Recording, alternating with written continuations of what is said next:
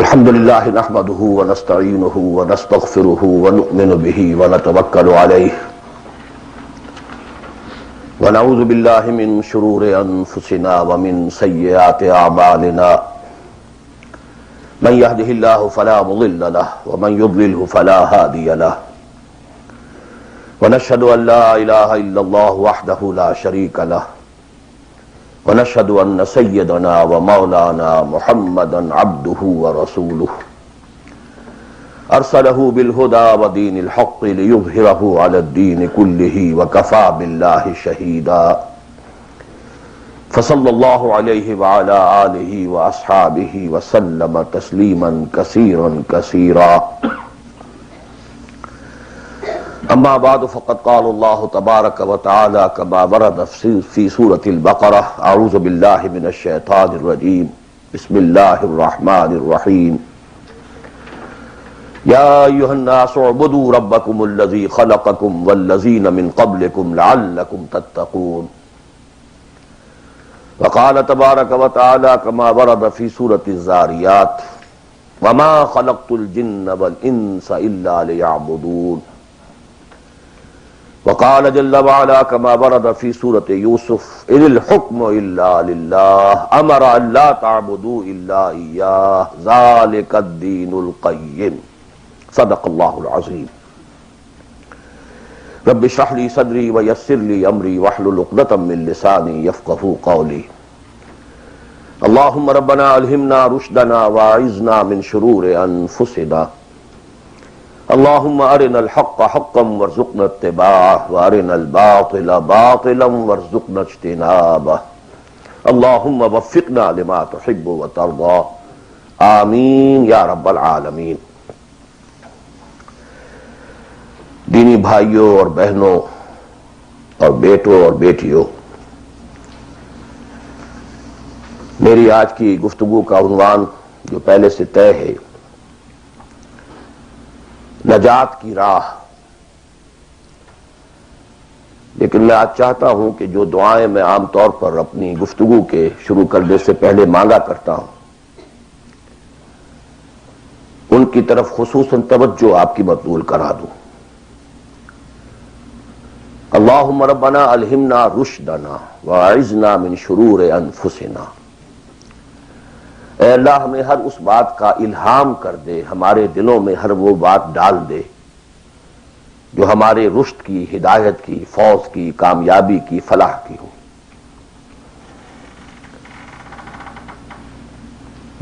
اللہم ارنا الحق حقا وارزقنا اتباعہ،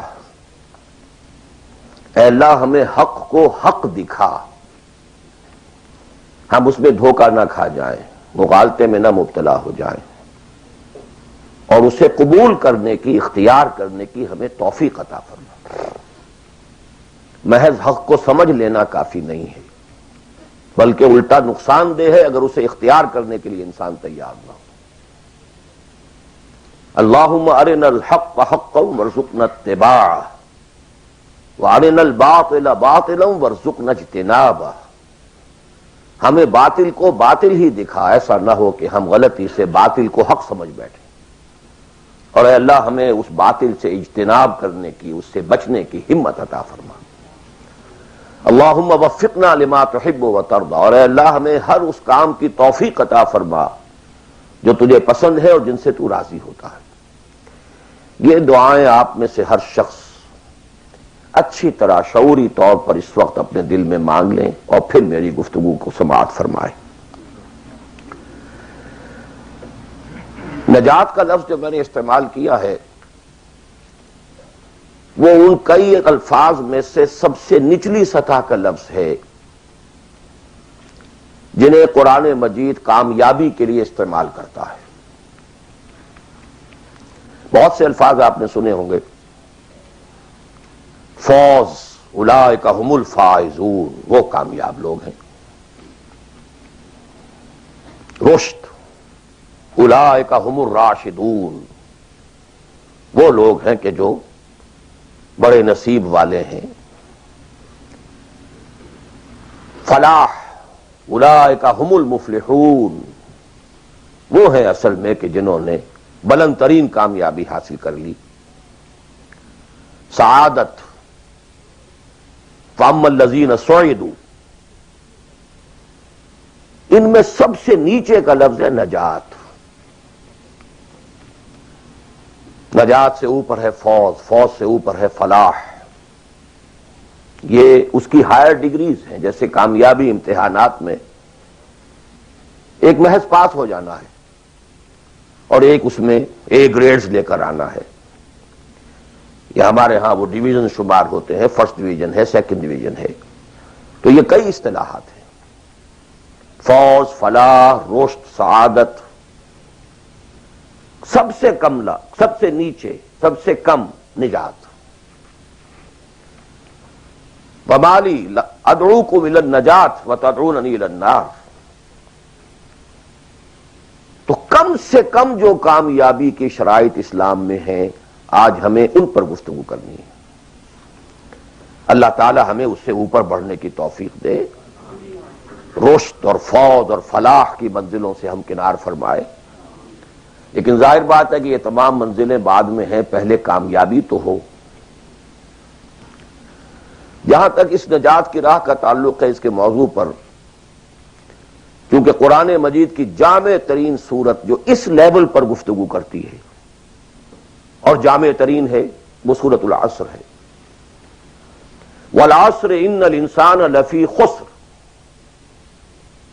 الا الذین آمنوا وعملوا الصالحات وتواصوا بالحق وتواصوا بالصبر. ثابت ہوا یہ بیس لائن ہے، اس سے نیچے تو نجات ہی نہیں ہے، وہ تو خسران ہے، ناکامی ہے. یہ بیس لائن ہے. اسی لیے میرا جو کتاب چاہے نجات کی راہ سورۃ العصر کی روشنی میں، the road to salvation in the light of سورۃ العصر، اردو میں بھی ہے، انگریزی میں بھی ہے. تو جیسا کہ میں نے بتایا تھا اپنی ترجمہ قرآن کے نشستوں میں کہ میں نے اسی سورۃ العصر پر بیس کر کے ایک منتخب نصاب قرآن مجید کے مطالعے کا سلیکٹڈ کورس آف اسٹڈی یہ مرتب کیا، جس میں آم کی گٹھلی جس طریقے سے وہ شے ہے جس سے پورا آم کا درخت وجود میں آ جاتا ہے، ایسے ہی سورۃ العصر ہے جس سے پورا قرآن جو ہے کھلتا چلا جاتا ہے. کتاب احکمت آیاتہ ثم فصلت من لدن حکیم خبیر. کل قرآن سورۃ العصر میں ہے. اس پر میرے آڈیوز ہیں، ویڈیوز ہیں. پورا منتخب نصاب بھی سمجھیے سورۃ العصر کی تفسیر ہے. بہرحال اس موضوع پر میں نے گزشتہ 35 سالوں میں لا تعداد مرتبہ گفتگو کی، لیکن آج میں ذرا ایک مختلف زاویے سے، مختلف اسلوب میں، باتیں وہی، حق تو ایک ہے، جہنم ایک ہی ہوگی، اس کے اندر داخلے کے دروازے لہا سبعۃ ابواب. جنت ہے، اس سے داخلے کے دروازے مختلف ہیں. حق ایک ہے، لیکن اپروچ، اس تک جانے کے لیے راستے ہیں بہت سے. تو میں آج ذرا ایک مختلف اسلوب سے وہی باتیں آپ کے سامنے دہراؤں گا. مختلف اسلوب کا فائدہ ہوتا ہے. جس بات کو انسان ایک خاص انداز سے سنتے رہنے کا عادی ہو جائے پھر اس پر توجہ نہیں کرتا. بہت مرتبہ سنی ہے، یہی بات ہے، لیکن ذرا سا اسلوب بدل دیجئے تو ذہن جو ہے وہ بیدار ہو جاتے ہیں اور ایک نئی آمادگی پیدا ہو جاتی ہے بات کو سمجھنے کے لیے. اسی لیے وہ بڑا پیارا مصرع ہے کہ ایک پھول کا مضمون ہو تو 100 رنگ سے بانگو. بات تو ایک ہی پھول کو ڈسکرائب کرنا ہے، لیکن اس کو اس طرح سے کروں، اس طرح سے کروں، ایسے کروں. اور اسی کو قرآن مجید نے استعمال کیا. یہ اصل اسلوب قرآن کا ہے. کذالک نصرف الآیات، تصریف الآیات، آیات کو گردش دینا. ایک آیت میں ایک مضمون پہلے ہے، دوسرا بعد میں ہے. دوسری آیت میں دوسرا مضمون جو ہے وہ پہلے آ گیا ہے اور پہلا جو ہے وہ بعد میں لے آئے. یا ایھا الذین آمنوا کونوا قوامین بالقسط شہداء للہ، یہ سورہ نساء میں ہے. یا ایھا الذین آمنوا کونوا قوامین للہ شہداء بالقسط، یہ آپ کو سورہ مائدہ میں مل جائے گا. لِیَکُونَ الرَّسُولُ شَہِیدًا عَلَیکُمْ وَتَکُونُوا شُہَدَاءَ عَلَى النَّاسِ، یہ سورہ حج میں ہے. لِتَكُونُوا شُهَدَاءَ عَلَى النَّاسِ وَيَكُونَ الرَّسُولُ عَلَيْكُمْ شَهِيدًا، یہ سورہ بقرہ میں ہے تصریف الآیات، كَذَلِكَ نُصَرِّفُ الْآيَاتِ۔ تو میں آج کوشش کر رہا ہوں تصریف آیات کے اس اسلوب کو کسی درجے میں، قرآنی اسلوب ہے، اس کو کاپی کرنا بھی آسان نہیں ہے، کوشش کروں گا اس سے اپنی وہی بات جو آپ میں سے بہت سے حضرات کے سامنے اس سے پہلے بہت مرتبہ آ چکی ہوگی، لیکن نئے اینگل سے۔ وہ اینگل کیا ہے؟ اللہ کا دین کا ایک ہی تقاضا ہے انسان سے، وہ تقاضا جس کے بارے میں ہم کہہ سکتے ہیں کہ 100 بات کی ایک بات، ایک بات۔ جیسے اردو کا ایک محاورہ ہے، ہاتھی کے پاؤں میں سب کے پاؤں، وہ اتنا چوڑا پاؤں ہے کہ وہ سب پاؤں رکھ دیں تو اس میں آ جائیں۔ اس طریقے سے ایک بدو صحابی آئے تھے حضور سے، انہوں نے ایک سوال کیا تھا کہ مجھے کل دین کی بات ایک جملے میں سمجھا دیجیے۔ آپ نے فرمایا ہاں ٹھیک ہے، آؤ، قل آمنت باللہ ثم استقم، دیٹس آل۔ اللہ پر کہو کہ میں اللہ پر ایمان لایا، پھر اس پر جم جاؤ۔ اسی طرح آج میں آپ سے دین کا کل تقاضا، اللہ کا کل مطالبہ، اور میرے ذہن میں وہ آیت آ رہی ہے کلا لما یقض ما امرہ، ہم نے ایک ہی تقاضا انسان سے کیا، اس نے اس کو پورا نہیں کیا۔ اور میرے ذہن میں اس وقت ایک سین آ رہا ہے، وہ جو پکچر بنائی گئی تھی حضور کی سیرت پر، the messenger of Allah, the messenger of God perhaps, اس میں دکھایا گیا ہے کہ ابو طالب بستر وفات پر ہیں، آخری وقت ہے، قریش کا وفد آیا ہے الٹیمیٹم لے کر کے، ابو طالب اب ہمارا صبر کا پیمانہ لبریز ہو گیا، یا تو اپنے بھتیجے کو روک لو ورنہ پھر آئیے اوپن، پھر ایک اوپن چیلنج ہے، کھلے میدان میں مقابلہ کیجیے۔ ایک جملہ اس وقت اس پکچر میں ہے جو کہا ابو طالب نے، one word, my nephew demands from you only one word۔ اس نے تم سے کیا تقاضا کیا ہے؟ تم سے دولت نہیں مانگی، تم سے مال نہیں مانگا، تم سے حکومت نہیں مانگی، کچھ بھی تو نہیں مانگتا، وہ ایک بات مانگتا ہے، ایک کلمہ تک مانگتا ہے۔ ابو جہل نے فوراً ریٹارٹ کیا، the one word he demands demolishes all the gods۔ وہ ایک بات اس کی ایسی ہے کہ جو ہمارے سارے معبودوں کا تیا پانچا کر کے رکھ دیتی ہے، ختم کر دیتی ہے۔ وہ ایک بات، دین تو ایک بات ہے۔ اسی انداز میں آپ کو بتا رہا ہوں کہ اللہ کا کل تقاضا، دین کا کل تقاضا ایک لفظ میں ہے، وہ لفظ ہے عبادت۔ تمام انبیاء کی دعوت آپ قرآن مجید میں مختلف مکی صورتوں میں پڑھیں گے، ان اعبدوا اللہ ما لکم من الہ غیرہ، اللہ کی عبادت کرو، تمہارا اس کے سوا کوئی الہ، کوئی معبود نہیں۔ خود قرآن کی دعوت صرف اس فرق کے ساتھ کہ پہلے انبیاء کہتے تھے یا قوم اعبدوا اللہ، اے میری قوم کے لوگوں اللہ کی عبادت کرو، اللہ کی بندگی کرو۔ حضور چونکہ بھیجے گئے پوری نوع انسانی کے لیے، تو یہاں خطاب ہے یا ایھا الناس اعبدوا ربکم الذی خلقکم والذین من قبلکم لعلکم تتقون۔ اے لوگو، اے بنی آدم، بندگی کرو، پرستش کرو اپنے رب کی جس نے تمہیں پیدا کیا۔ سورہ ذاریات میں فرمایا وما خلقت الجن والانس الا لیعبدون، تمہاری غایت تخلیق ہی یہ ہے، ہم نے تمہیں پیدا ہی اس لیے کیا ہے کہ تم ہماری بندگی کرو، ہماری عبادت کرو۔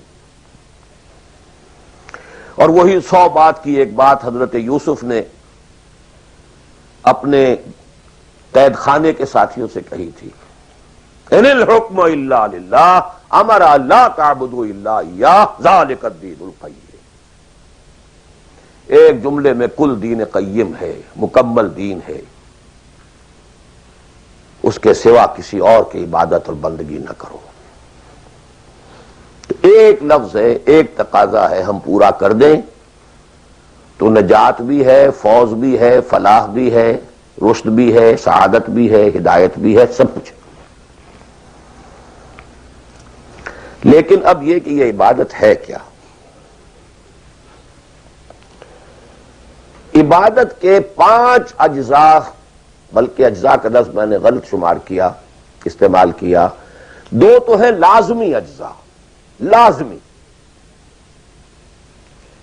اور 3 اس کے ضمنی پہلو ہیں. تو 2 × 3 5. یہ 5 باتیں اگر یاد نہیں رہتی ہیں تو عبادت کا تصور آپ کا درست نہیں ہوگا.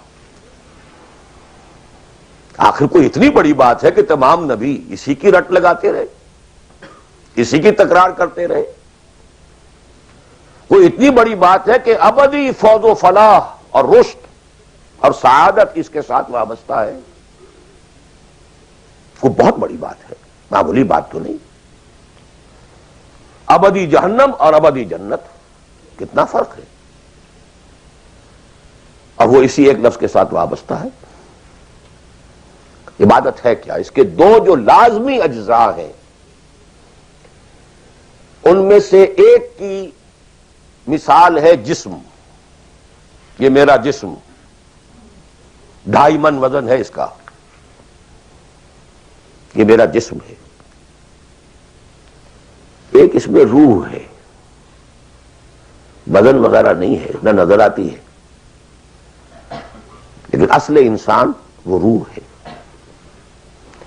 اسی طرح عبادت کا جو جسد ظاہری ہے، جو نظر آتا ہے، پیلپیبل ہے، محسوس ہوگا، سامنے آئے گا، وہ ہے اطاعت کلی، total obedience. Without any reservation, کوئی استثناء نہ ہو. مخلصین لہ الدین، اطاعت کو اس کے لیے خالص کرتے، ٹوٹل اوبیڈینس. یہ ہے جسد. 2.5 من جو ہے عبادت، وہ یہ ہے. اور اس کی روح کیا ہے؟ اللہ کی محبت.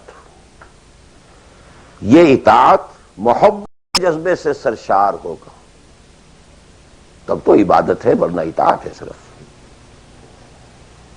اطاعت تو انسان حکمرانوں کی بھی کرنے پہ مجبور ہو جاتا ہے. ہم انگریزوں کی اطاعت کرتے تھے، آپ یہاں بہت سے ایسے قوانین کی اطاعت کرتے ہیں جو آپ کو پسند نہیں ہے، مجبوری ہے، آ گئے ہیں، رہ رہے ہیں، کیا کریں. لیکن جب آؤٹ آف لو، انٹینس لو، جب کسی کی ٹوٹل اوبیڈینس قبول کی جائے گی تو یہ عبادت ہے. یہ 2 ہے اجزاء لازم.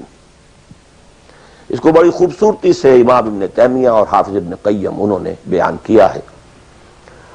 العبادت تجمع اصلین، غایت الحب مع غایت الذل والخضوع. 2 چیزیں جمع ہوتی ہیں تو عبادت پوری ہوتی. انتہا درجے کی محبت اور انتہا درجے کی عاجزی اور اطاعت اور سرفگندگی کسی کے سامنے. یہ دونوں چیزیں اطاعت کے لازمی اجزاء ہیں عبادت کے. اور ان دونوں کے بارے میں ایک بات اور نوٹ کیجئے، ان دونوں کے اعتبار سے اللہ اور اس کا رسول بریکٹڈ ہیں، ساتھ جڑے ہوئے. اس لیے کہ اللہ کی اطاعت رسول کی اطاعت کے ذریعے ہے. وَمَا أَرْسَلْنَا مِن رَّسُولٍ إِلَّا لِيُطَاعَ بِإِذْنِ اللَّهِ وَمَن يُطِعِ الرَّسُولَ فَقَدْ أَطَاعَ اللَّهَ.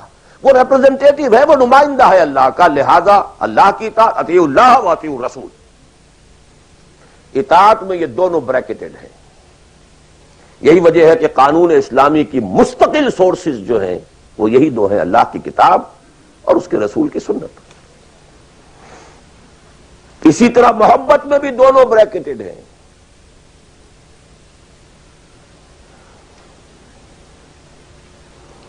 اللہ کی محبت، اس کے رسول کی محبت. والذین آمنوا اشد حبا للہ، شدید ترین، اشد.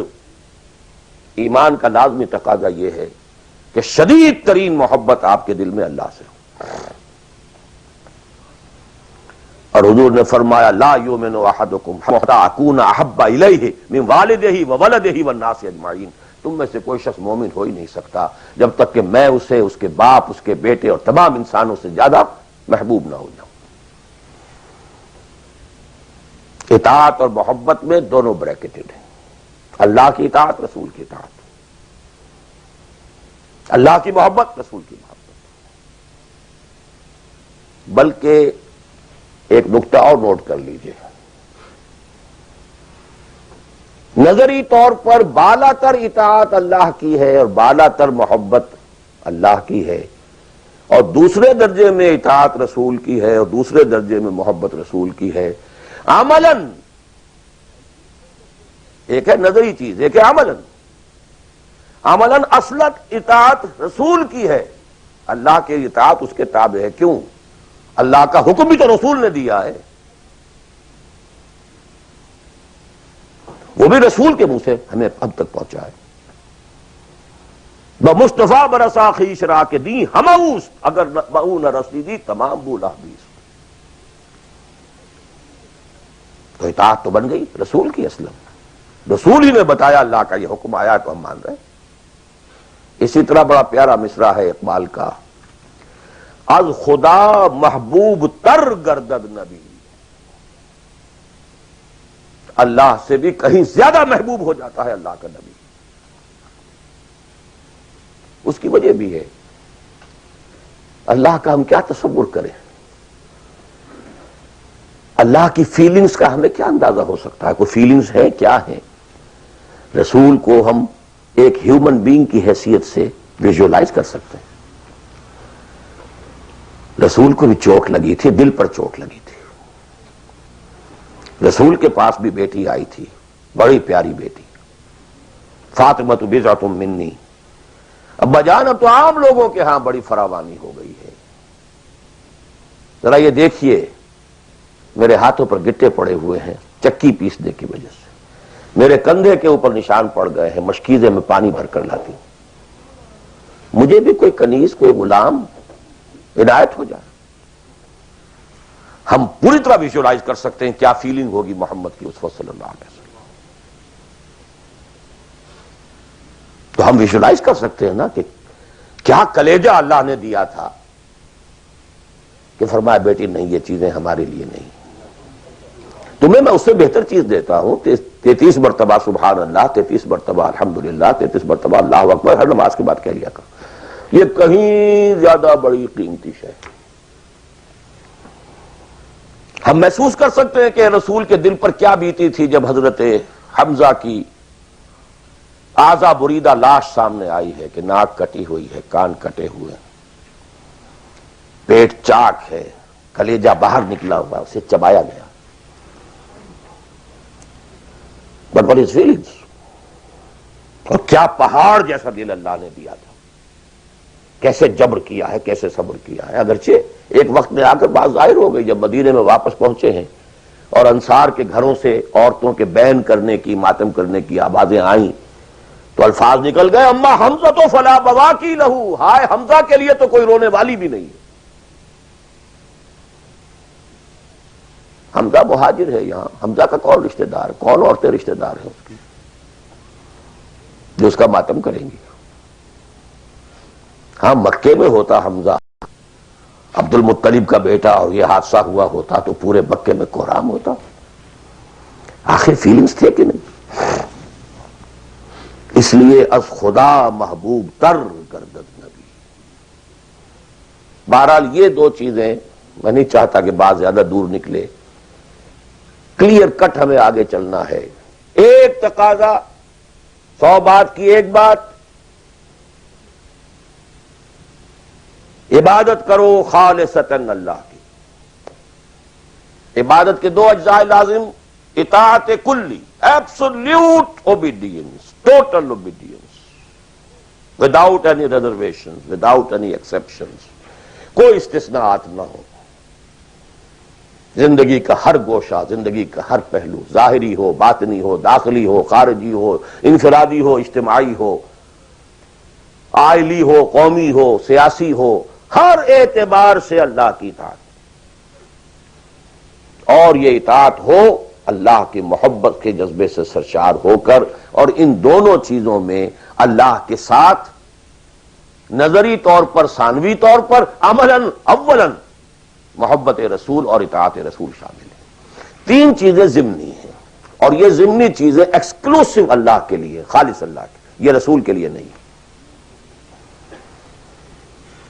نمبر ایک، تعظیم کے کچھ مظاہر ہیں، سجدہ کرنا،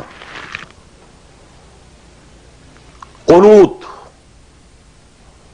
تعظیماً کسی کے سامنے کھڑے ہونا، ہاتھ باندھ کر، کندھے جھکا کر، یہ قنوت کہلاتا ہے۔ کھڑے ہونا تعظیماً، جھکنا تعظیماً، جس میں رکوع بھی ہے سجدہ بھی ہے، مطلقاً حرام کسی کے لیے بھی، یہ صرف اللہ کے لیے۔ یہ مینیفیسٹیشنز ہیں اس کی، عبادت کا مظہر ہے۔ فَقُومُوا لِلَّهِ قَانِتِينَ، اللہ کے سامنے کھڑے رہا کرو، سجدہ کرو، یہ اللہ کے سوا کسی کے۔ نمبر دو، دعا صرف اللہ سے، نہ کسی نبی سے، نہ کسی رسول سے، نہ کسی فرشتے سے، نہ کسی اولیاء اللہ سے، نہ کسی بزرگ شخصیت سے، کسی سے نہیں۔ لا تدعو مع اللہ احدا، رسول سے بھی نہیں۔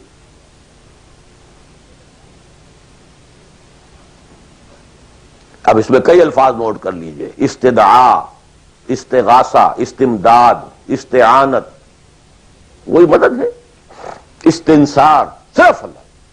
ہاں مادی قوانین کے تحت فزیکل ورلڈ میں ہم مدد مانگ سکتے ہیں، ذرا مجھے ایک گلاس پانی لا دیجئے، مجھے ذرا یہ کر دیجئے، معلوم ہے پانی ہے، یہ جائے گا لے آئے گا، لیکن بالغیب مدد کسی سے مانگنا، استغاثہ کسی سے کرنا، استعانت کسی سے کرنا حرام ہے، عبادت کو زیرو سے ضرب دے کر زیرو کر دیتا۔ نمبر تین، اخلاص و احتساب، صرف اللہ سے، جو نیک کام کرے صرف اس کی خوشنودی کے لیے۔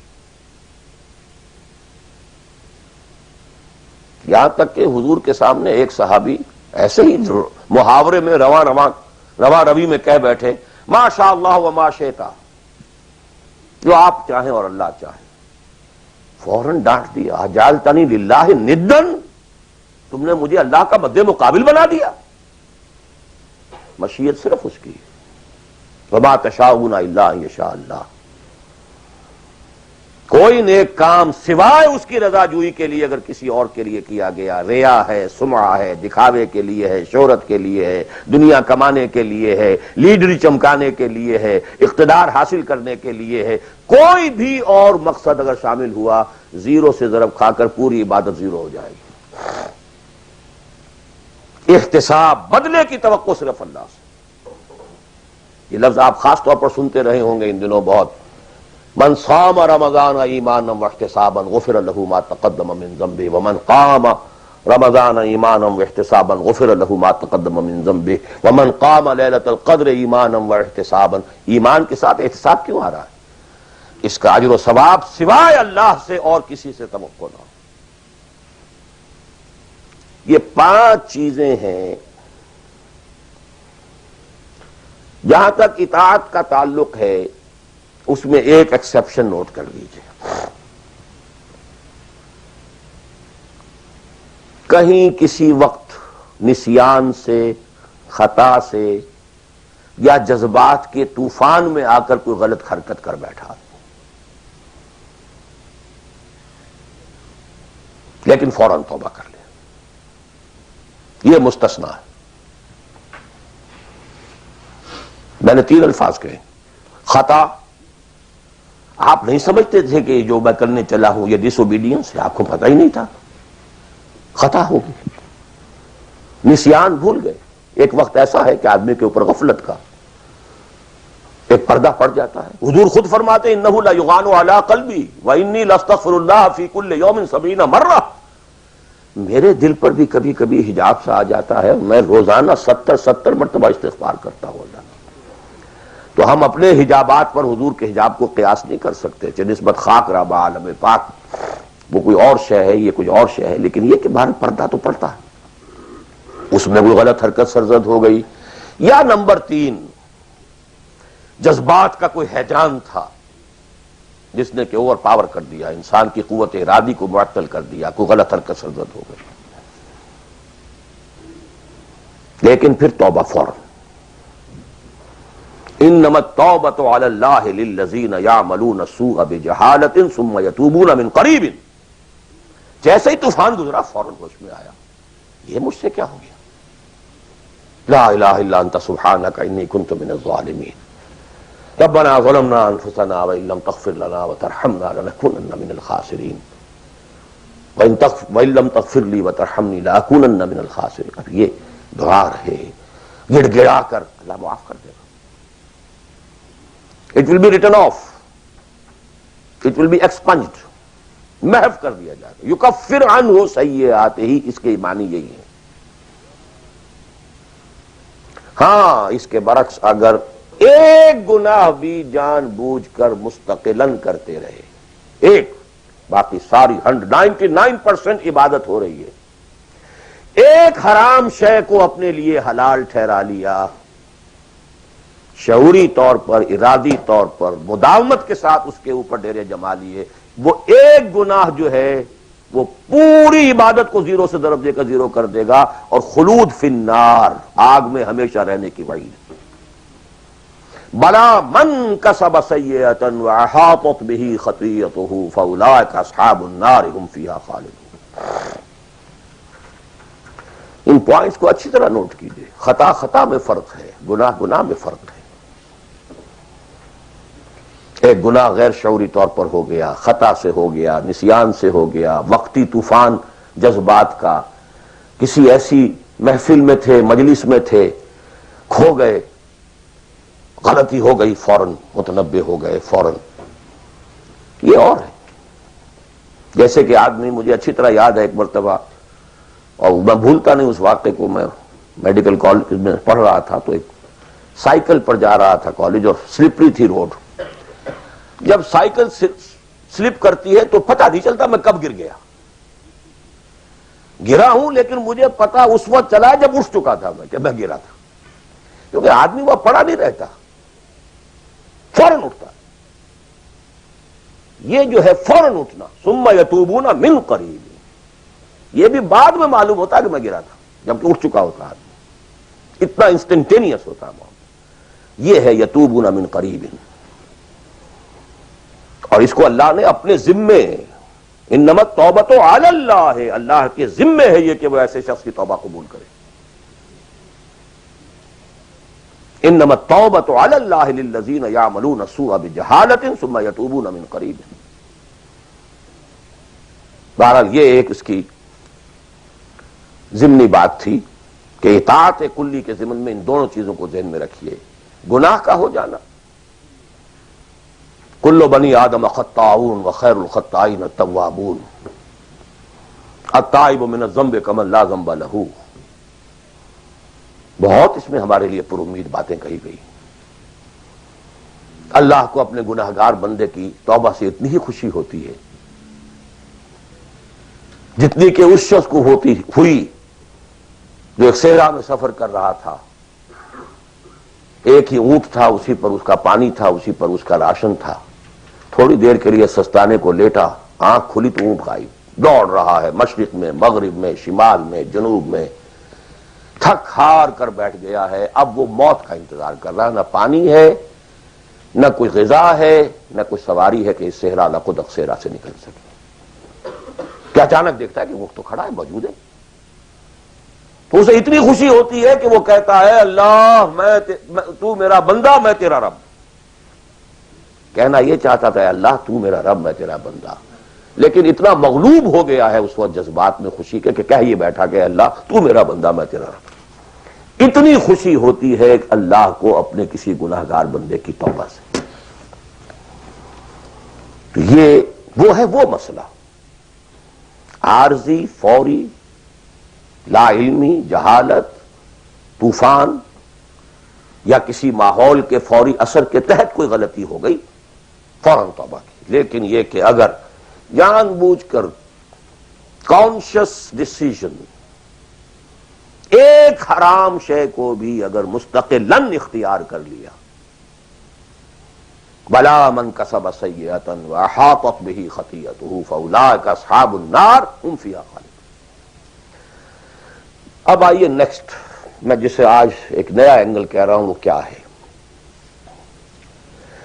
دیکھیے اطاعت کے دو پہلو ہیں، انفرادی اور اجتماعی.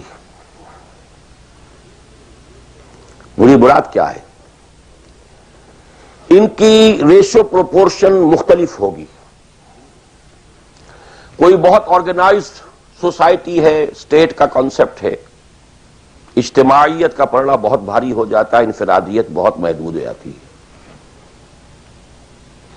کوئی بڑی پریمیٹو سی سوسائٹی ہے، آرگنائزڈ اسٹیٹ نہیں ہے، تو انفرادیت کا دائرہ وسیع ہوتا ہے، اجتماعیت محدود ہوتی ہے. In various proportions. لیکن پہلے ان کو آئیڈینٹیفائی کیجئے، اس سے میری مراد کیا ہے. ایک وہ اللہ کی اطاعت ہے کہ جو ایک انسان کے اپنے بس میں ہے وہ کر سکتا ہے، چاہے بھوک آ جائے، فاقہ آ جائے، نقصان ہو جائے، جان کا اندیشہ ہو جائے، یہ کر سکتا ہے. ایک وہ اطاعت ہے جو کسی صورت کر ہی نہیں سکتا جب تک کہ اجتماعی ماحول نہ بدلے. کتنا ہی سنسیئر ہو، کتنا ہی نیک ہو، کتنا ہی فیصلہ کر لے، کر ہی نہیں سکتا. وہ اس کے ہاتھ میں ہے ہی نہیں. ایک ریاست ہے، آرگنائز اسٹیٹ ہے، اس کا لا ہے، آپ اس میں رہ رہے ہیں تو وہی قانون چلے گا. آپ کے بس میں نہیں ہے. آپ کا بیٹا فرض کیجئے خدا نہ خواستہ زنا کرے تو آپ اسے رجم نہیں کر سکتے، چاہے آپ کا بیٹا ہے. You have no power, no authority. آپ کا اپنا بیٹا اپنی بیٹی چوری کر لے، آپ ہاتھ نہیں کاٹ سکتے. مجھے یاد آ رہا ہے لو ان فاطمہ بنت محمد سرقت، بالفرض ہی کہہ رہا ہوں نا میں بھی، مفروضے کے طور پر آپ نہیں ہاتھ کاٹ سکتے. ایک معاشرہ ہے جس کے اندر پوری معیشت جو ہے سود کے اوپر ہے، آپ سانس بھی نہیں لے سکتے کہ جو سود سے خالی ہو. امپاسبل. ایک اسٹیٹ ہے، آپ اس کے سٹیزن ہیں، آپ اس کے کانسٹیٹیوشن کے لائل ہیں، فیتھفل ہیں. تو جیسا کہ میں نے کہا تھا آرگنائز سوسائٹی اسٹیٹ میں یہ دائرہ بہت بڑھ جاتا ہے. ٹرائبل ہے، وہاں یہ کہ انفرادیت کا کافی دائرہ ہوتا ہے، قانون کم سے کم ہوتے ہیں، نظم کم سے کم ہوتا ہے، سسٹم جو ہے اس کی گرفت کم سے کم ہوتی ہے. اب دیکھیے دو حیثیتیں دنیا میں ممکن ہیں. ایک انتہائی خوش بختی کی، انتہائی خوش قسمتی کی کہ ایک انسان ایک ایسے ماحول میں پیدا ہو گیا ہے یا وہ ہجرت کر کے ایسے ماحول میں چلا گیا ہے جہاں ٹوٹل دین غالب ہے، دین قائم ہے، نظام ہے ہی دین کا، حکومت ہے ہی اللہ کی. وہاں جا کر انسان کتنا how at ease he will feel. No friction. وہ بھی اللہ کی بندگی کرنا چاہتا ہے، ماحول بھی سازگار ہے، پورا نظام بھی اللہ کی بندگی پر ہے، پورا قانون بھی اللہ ہی کا نافذ ہے، پورا تعلیم کا ڈھانچہ بھی اللہ ہی کے ہدایت کے مطابق ہے، تمام ذرائع ابلاغ سے بھی اسی کے مطابق چیزیں ہیں جو نشر ہو رہی ہیں، آڈیو ویژول سب کچھ. انتہائی خوش قسمتی، موسٹ فارچونیٹ کہ ایک انسان ایسے ماحول میں ہو. لیکن فرض کیجئے کہ وہ ایسے ماحول میں ہے جہاں اللہ کا دین غالب نہیں، بہت محدود سا حصہ ہے جس میں وہ اللہ کا حکم مان سکتا ہے. نماز وہ پڑھ سکتا ہے, روزہ رکھ سکتا ہے, کوئی نہیں روکتا. اسرائیل میں بھی جا کے پڑھ لیجئے نماز اور روزہ, امریکہ میں کر لیجئے, بھارت میں کر لیجئے, کوئی نہیں روکتا. نو وے.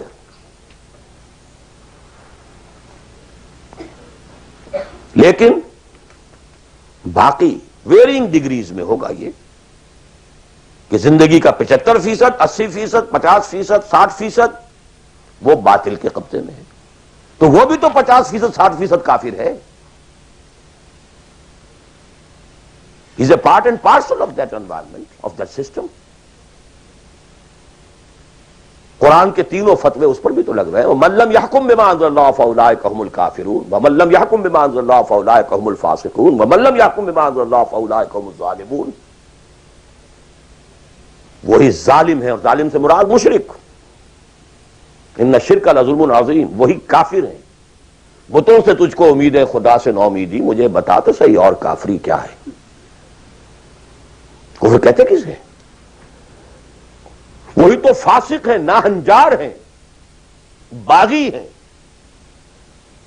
ویرنگ ڈگریز کے اندر جتنا بھی اس نظام کی گرفت ہے, اس درجے میں ہر وہ شخص کافر اور ظالم اور مشرک ہے جو اس ماحول میں رہ رہا ہے.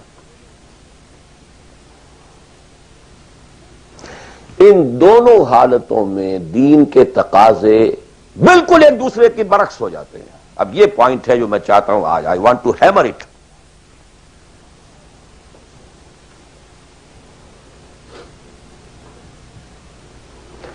اگر آپ خلافت راشدہ کے دوران پیدا ہو گئے ہوتے, موسٹ فارچونیٹ, موسٹ ایزی. دین قائم ہے, اللہ کے احکام جاری ہیں, سارا نظام وہی ہے, دی ہول اسٹیٹ کرافٹ وہ اسلام کی بنیاد پر کام کر رہا ہے. آپ ایک سٹیزن ہیں, آپ کے لیے تقرب بالنوافل کے درجے کھلے ہوئے ہیں. فرض تو پورے ہیں یہاں, نفل نماز پڑھیے, نفل علم حاصل کیجئے, نفل روزے رکھتے چلے جائیے, نفلی چلے کیجئے, جو چاہیے کیجئے. تقرب بالنوافل. اور اس تقرب بالنوافل کا درجہ یہاں تک اونچا ہو سکتا ہے, وَيَتَقَرَّبُ إِلَيَّ عَبْدِي بِالنَّوَافِلِ حَتَّى أَكُونَ, میرا بندہ نوافل کے ذریعے سے میرا تقرب حاصل کرتا جاتا ہے, کرتا جاتا ہے, کرتا جاتا ہے, یہاں تک کہ میں اس کی آنکھیں بن جاتا ہوں جن سے وہ دیکھتا ہے, اس کے کان بن جاتا ہوں جن سے وہ سنتا ہے, اس کے ہاتھ بن جاتا ہوں جن سے وہ پکڑتا ہے, اس کے پاؤں بن جاتا ہوں جن سے وہ چلتا ہے.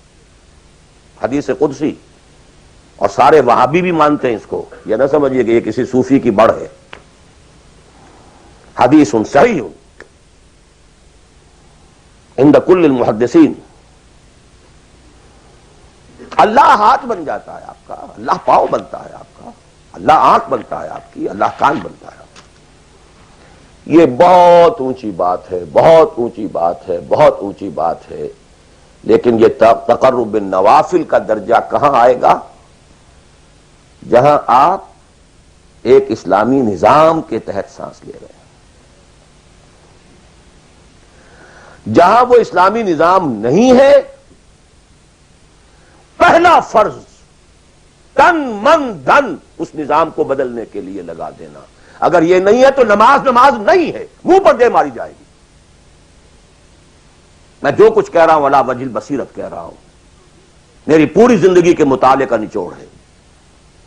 نماز منہ پر دے ماری جائے گی, روزے منہ پر دے مارے جائیں گے. You reconcile yourself to that system جو میری بغاوت کے اوپر مبنی تھا.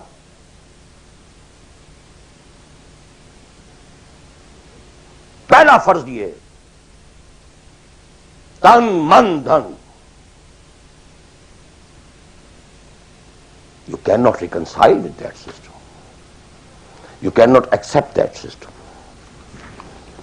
اس میں اپنے آپ کو ایکوموڈیٹ کرنا، اس میں اچھے کیریئر تلاش کرنا، اس میں اچھی جائیداد بنانا، اس میں پیسہ جمع کرنا، اس میں اچھی سے اچھی بچوں کو ایجوکیشن تاکہ بہتر سے بہتر زندگی وہ بھی گزار سکیں، سب کا سب حرام، مطلقاً حرام۔ پہلا کام یہ ہے اپنی جان، اپنا مال، اپنا تن، اپنا دھن سب اللہ کے دین کے لیے خرچ کرو۔ سبسسٹنس لیول کے اوپر صرف جان کو باقی رکھنے کے لیے جو ناگزیر ہے، that is allowed, nothing more. This is the point, crucial point. اب ہمارے سامنے حدیثیں ہوتی ہیں اور وہ سارے فضائل کی کتابیں ہیں اور یہ ہیں جن کا تعلق اس ماحول سے تھا جب کہ دین قائم ہو چکا تھا، اس کانٹیکسٹ میں باتیں ہو رہی ہیں، نفل کی بات ہو رہی ہے اور قیام اللیل کی بات ہو رہی ہے اور جو ہے ختم قرآن کی بات ہو رہی ہے، اور اگر فجر کے بعد بیٹھے رہے مصلی پر اور 2 رکعت پڑھ کر اٹھے جبکہ سورج نکل چکا ہے تو اب یہ اتنا اونچا ثواب، یہ ساری باتیں، all these things become absolutely irrelevant. The deciding factor is دین غالب ہے، ٹھیک ہے، چلو نوافل کی طرف، قرات کی طرف چلو، جتنا آگے سے آگے یتقرب الی العبد بالنوافل،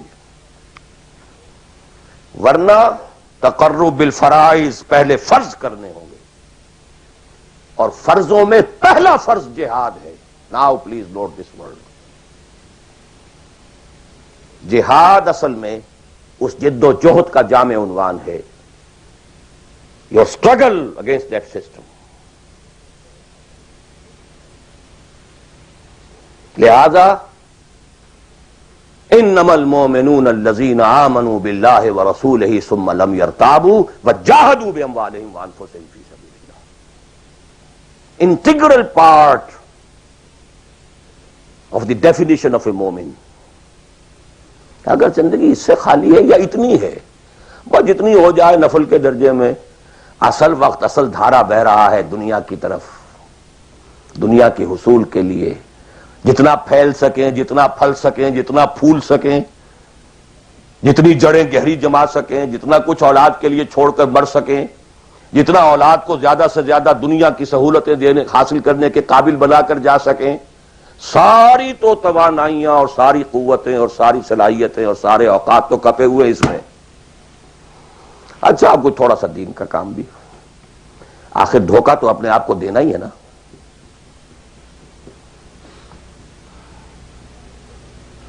قسمت فروش عورتیں بھی تو کالے کپڑے پہن کے جلوس میں نکلتی ہیں تازیوں کے، اور سبیلیں لگاتی ہیں اور مسجدیں بناتی ہیں۔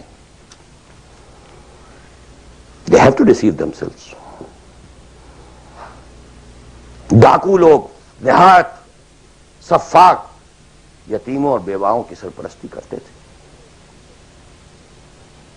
ہمارے معاشرے میں جو بستہ الف بستہ بے کے غنڈے ہوتے ہیں، ان کے ہاں بھی نیکی کا، پن کا، خیر کا کھاتا ہوتا ہے۔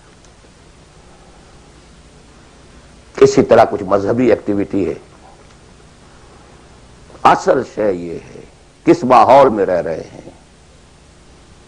بہت خوش قسمت ہوتا میں اور آپ، پھر آپ اچھے سے اچھا پہنتے، کوئی اعتراض نہیں، اچھے سے اچھا کھاتے۔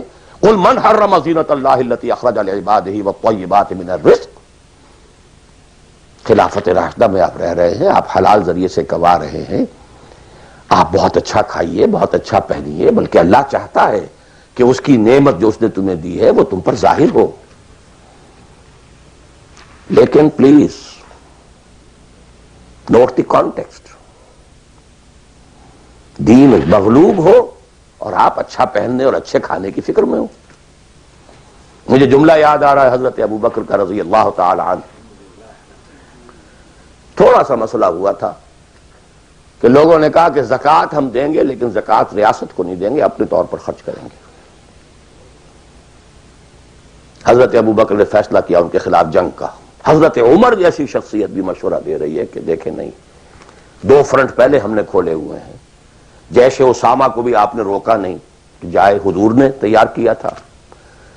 پھر جو مرتدی ہو گئے کسی اور کو نبی مان لیا ان کے خلاف تو جنگ کرنی ہی کرنی ہے، لیکن یہ تو صرف نماز بھی پڑھ رہے ہیں اور یہ زکوٰۃ کا بھی انکار نہیں کر رہے ہیں، صرف ہمیں نہیں دے رہے ہیں، تو ان کے ساتھ ذرا مصلحت کا تقاضا یہ ہے کہ کچھ نرمی کی جائے۔ ان کے بڑے پیارے الفاظ تھے، ایبدل الدین وانا حی، کیا دین میں تغیر کیا جائے گا جبکہ ابھی میں زندہ ہوں؟ خدا کی قسم اگر یہ حضور کے زمانے میں زکوٰۃ کے اونٹوں کے ساتھ ان کے باندھنے والی رسی بھی دیتے تھے، اور اب اگر یہ کہیں گے کہ اونٹ لے جاؤ رسی نہیں دیں گے، تب بھی میں قتال کروں گا، اور خدا کی قسم کوئی میرا ساتھ نہیں دے گا تو میں اکیلا جاؤں گا۔ اور اے عمر تمہیں کیا ہو گیا؟ تم جاہلیت میں تو بڑے سخت تھے، اسلام میں آ کر تم نرم ہو گئے ہو۔ یہ ڈانٹ ابو بکر پلا رہے ہیں عمر کو رضی اللہ تعالی عنہ۔ تو اچھی طرح جان لیجئے، اب میں نہیں کہہ سکتا کہ میں کس طریقے سے اس کو بیان کروں، کیسے ٹھوک ٹھوک کر آپ کے ذہنوں میں اتار دوں۔ یہ ہے اصل شے، دین کا سارا سٹرکچر ہی بالکل ریورس ہو جاتا، the whole value structure absolutely changes. دین غالب ہے تو وہ ساری باتیں ہیں جو ہم نے خوب یاد کی ہوئی ہیں، حاصل حقوق والدین بھی تو ہے نا، آخر بچوں کے حقوق بھی تو ہے نا۔ یہ حقوق والدین جو ہے ان مہاجرین کو یاد نہیں آئے جو اپنے ماں باپ کو چھوڑ کر مدینے پہنچ گئے تھے، یہ اولاد کے حقوق انہیں یاد نہیں آئے، بیویوں کے حقوق یاد نہیں آئے، وہ تو فینیٹکس تھے نا، پاگل تھے نا۔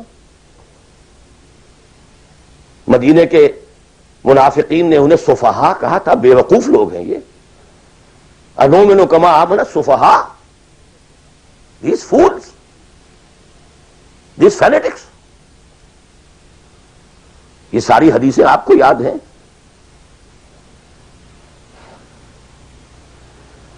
فرق ہے، اسلام غالب ہے تو مسئلہ کچھ اور ہے۔ اچھا کھائیں، اچھا پہنیں، نوافل ہے، نوافل پر نوافل ہے، جتنی ترقی کیجئے، دنیا میں کرنا چاہیں دنیا میں کیجئے، روحانی ترقی کرنا چاہیں روحانی ترقی کیجئے، سارے میدان کھلے ہیں۔ علم میں، پروفیشن میں، کسی خاص فن میں ترقی کرنا چاہے کیجئے۔ دین غالب نہیں ہے، اور آپ خود 50%، 60%، 70%، 90% کافر ہیں، اس لیے کہ اس ماحول کا جز ہے جس میں کفر کا نظام ہے۔ تو پہلا کام تو اپنے آپ کو اس کفر سے نجات دلانا ہوگا، پھر نماز بھی اسی کے لیے ہے۔ وَاسْتَعِینُوا بِالصَّبْرِ وَالصَّلَاةِ، مدد حاصل کرو نماز سے۔ کس کام کے لیے مدد حاصل کرو؟ The mission to make the deen of Allah supreme, ان اقیموا الدین۔ نماز اس کے لیے سبسروینٹ ہے، اس کے لیے مدد ہے۔ روزہ اسی کے لیے جنگ کرنے کی صلاحیت پیدا کرنے کے لیے ہے۔ اس لیے 23ویں رکوع میں سورہ بقرہ کے روزے اور رمضان کے احکام ہے، 24ویں رکوع میں قتال شروع ہو گیا ہے، قاتلوا فی سبیل اللہ الذین یقاتلونکم۔ اور عرب جو ہیں وہ روزہ رکھواتے ہی صرف گھوڑوں کو تھے، خود تو رکھتے ہی نہیں تھے، چونکہ گھوڑے کو استعمال کرتے تھے لوٹ مار میں، غارت گری میں، جنگوں میں، اور گھوڑا ہے نرم نازک مزاج جانور، پیاس برداشت نہیں کر سکتا، بھوک برداشت نہیں کر سکتا، اونٹ تو کر جاتا، چاہیے تھا انہیں گھوڑا، لہذا گھوڑے کو عادی بناتے تھے دھوپ کا، پیاس کا، بھوک کا، تاکہ ایسا نہ ہو کہ اہم مارکے کا وقت اور گھوڑے صاحب جواب دیے بیٹھے ہوں تو سوار کیا کرے گا۔ تو ساما یسومو عربی زبان میں گھوڑے کے لیے تھا، انسانوں کے لیے تھا ہی نہیں۔ یہ تو مدینے میں آنے کے بعد پھر حضور نے یہودیوں کو دیکھا کہ روزہ رکھتے ہیں، تو آپ نے بھی مسلمانوں سے کہا عاشورہ کا روزہ ہے وغیرہ وغیرہ، چھوڑ دیجئے اس بات کو، لمبی ہو جائے گی۔ یہ ساری چیزیں اصل میں ہیں اس مقصد کے لیے۔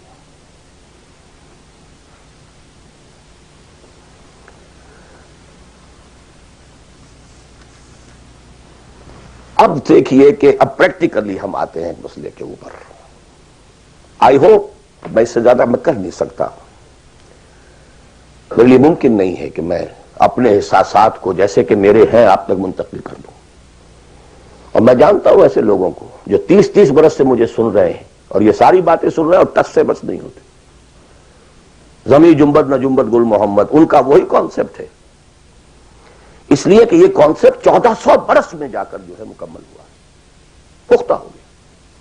30 برس تھے خلافت راشدہ کے، اس کے بعد ڈاؤن فال، کانسیپٹ سٹارٹڈ چینجنگ، دین مذہب بنتا چلا گیا، سارا ایمفیسس نماز روزے حج و عبادت پر ہو گیا، دین کا تصور ہی ختم، اور پھر ہم میں سے جو لوگ غلام رہے وہ تو اتنے خوگر ہو گئے کہ ملا کو جو ہے ہند میں سجدے کی اجازت، ناداں یہ سمجھتا ہے کہ اسلام ہے آزاد۔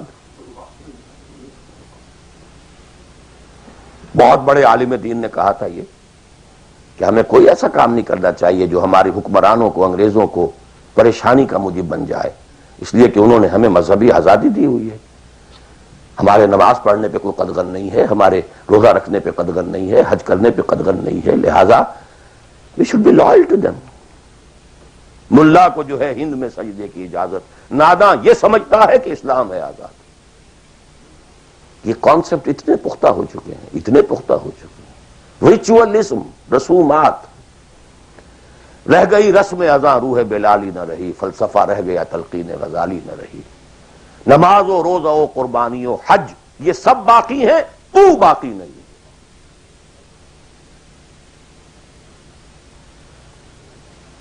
نمازیں بھی ہیں، روزے بھی ہیں، تراویح بھی ہم نے پڑھی ہے، اب موسم آ رہا، عید الاضحیٰ بھی ہوگی، قربانی بھی ہوگی، حج کے لیے بھی جائیں گے، لیکن دنیا پر کوئی اثر اس کا؟ 30 لاکھ آدمی حج کر کے آئیں گے، معاشرے پر کوئی زیرو کے برابر بھی کوئی اثر ہے؟ جو خود کا جا کر کے آتے ہیں ان پر کوئی اثر ہوتا ہے؟ جیسے گئے ویسے آئے۔ الٹا یہ کہ یہ اور کانفیڈنس لے آئے کہ پچھلے سارے گناہ معاف ہو گئے ہیں، اب اثر نو کرنے کی چھوٹ ہے۔ This is what is happening۔ اور میں اپنا 35 سال کا تجربہ آپ کو بتا رہا ہوں۔ اصل ڈیسائسو پوائنٹ یہ، اس کو سمجھ لیں اگر تو آپ کا پورا تصور بدل جائے گا، ویلیو سٹرکچر بدل جائے گا، لیکن نہیں تو پھر جو بھی ہے وہ ہے۔ اب میں ایک عملی سوال کہہ رہا تھا کہ اس میں ایک بڑا عملی سوال ہے، میں کیا کروں؟ میں ایک ایسے ماحول میں رہ رہا ہوں جس میں اللہ کا دین غالب نہیں ہے، میں نماز پڑھ رہا ہوں، روزہ رکھ رہا ہوں، میں شراب نہیں پیتا، میں سور نہیں کھاتا، چلو میں نے اپنا اکاؤنٹ جو ہے بینک میں جو ہے کرنٹ اکاؤنٹ رکھا ہوا ہے، میں نے کوئی سود نہیں لیا، نہ سود لینا چاہتا ہوں، کیا کروں؟ اکیلا چنا پہاڑ کو تو نہیں پھوڑ سکتا، پورا نظام تو میرے بدلنے سے نہیں بدل جائے گا، تو میں تو رہا پھر 40%، 50%، 60%، 70% کافر کا کافر۔ تو what's the way out? What's the مخرج؟ بڑی پیاری حدیث ہے وہ جس میں یہ الفاظ آتے ہیں، حضور نے فرمایا انہا ستکون فتنۃ، ایک وقت آئے گا تو بڑا فتنہ ہوگا۔ حضرت علی فرماتے میں نے فوراً عرض کیا مل مخرج منہا یا رسول اللہ، اے اللہ کے رسول یہ بتائیے اس سے نکلنے کا راستہ کون سا ہوگا؟ یہ نہیں پوچھا کیا فتنہ ہوگا، کیوں ہوگا، کب ہوگا، کیسے ہوگا، کدھر سے آئے گا، کچھ نہیں، نکلنے کا راستہ بتائیے۔ بلکہ ایک اور روایت اس حدیث کی اس سے بھی زیادہ پیاری ہے کہ اصل میں حضرت جبرائیل نے کہا حضور سے یا محمد امتک بعدک، اے محمد صلی اللہ علیہ وسلم کبھی سوچا ہے تمہارے بعد تمہاری امت کا کیا بنے گا؟ تو حضور پلٹ کر سوال کرتے ہیں مل مخرج منہا یا جبرائیل، یہ تو بہت بڑا پرابلم تم نے اے جبرائیل میرے سامنے رکھا ہے، تو اب آپ ہی بتائیں اس سے نکلنے کا راستہ کیا ہوگا؟ قال کتاب اللہ، وہ پوری حدیث پھر وہی ہے، کتاب اللہ فیہ خبر ما قبلکم ونبأ ما بعدکم وحکم ما بینکم وہو ذکر الحکیم وہو صراط المستقیم وہو حبل اللہ المتین۔ اس کا مخرج کیا ہے؟ یہ ہے اصل میں میرے اور اگر تو یہ بات سمجھ میں آ گئی، اس کے لیے تصور سمجھ لیجئے، ہمارے دین میں کفارے کا ایک تصور ہے۔ آپ نے روزہ توڑ دیا، وہ تو ٹوٹ گیا، کیا کروں، جڑ تو نہیں سکتا۔ کب اشکوں سے جڑ سکتا ہے؟ جو ٹوٹ گیا سو ٹوٹ گیا۔ موتی ہو کہ شیشہ جام کے بل، جو ٹوٹ گیا سو ٹوٹ گیا۔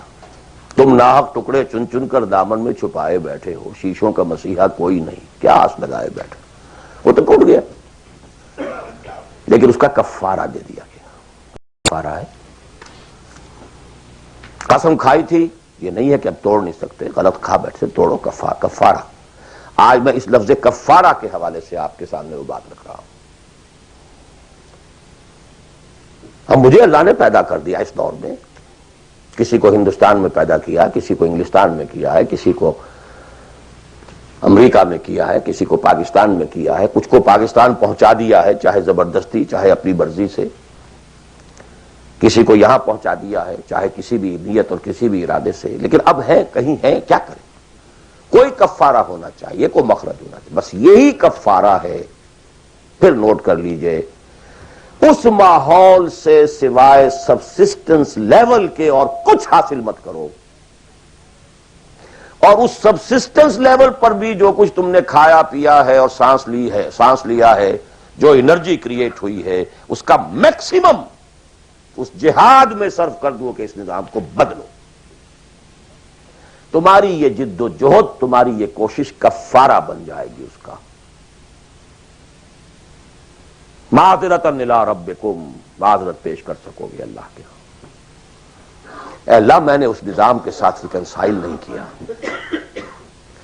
اے اللہ، میں نے اپنی توانائیوں اور اپنی محنتوں سے نہ اپنے لیے کوئی جاگیر بنائی، نہ اپنے لیے جائیداد بنائی۔ اے اللہ، میں کوئی دولت چھوڑ کر نہیں مرا۔ اے اللہ، میں نے اپنے بچوں کو بھی اسی کام کے لیے لگا دیا تھا۔ میں نے ان کی دنیا سے بڑھ کر ان کی عاقبت کی فکر کی ہے۔ نہیں کر سکا، آگے کچھ نہیں ہو سکا تو میں بے بس ہوں۔ حضرت نوح بھی تو بے بس تھے، کیا کر گئے؟ لیکن اگر کسی بھی درجے میں ریکنسیلیشن ہے، کمپیٹیبلٹی ہے، اس کو آپ نے ایکسپٹ کر لیا ہے، اس میں پھلنے پھولنے اور پھیلنے کا بندوبست کر رہے ہیں، یو آر ڈومڈ۔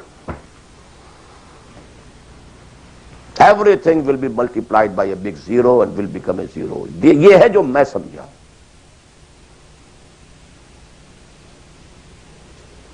اس کا نام ہے جہاد۔ کانسٹنٹ فرکشن، کانسٹنٹ اسٹرگل، جان مال، ان صلاتی و نسکی و محیایا و مماتی للہ رب العالمین۔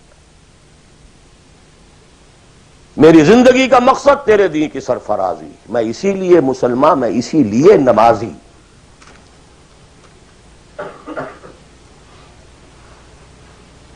اب وہ آیت آئی، محبت میں اللہ اور اس کے رسول کی محبت کے ساتھ تیسری محبت جوڑ دی گئی، جہاد کی محبت۔